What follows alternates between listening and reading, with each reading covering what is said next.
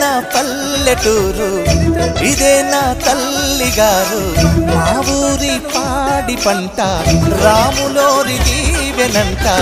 తల్లి గోదావరి నీళ్ళు కలిగే సీతమ్మ పాదాలు.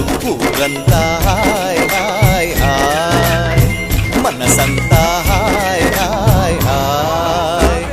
ఇదే నా పల్లెటూరు, ఇదే నా తల్లిగారు. మా ఊరి పాడి పంట రాములోరి దీవెనంట.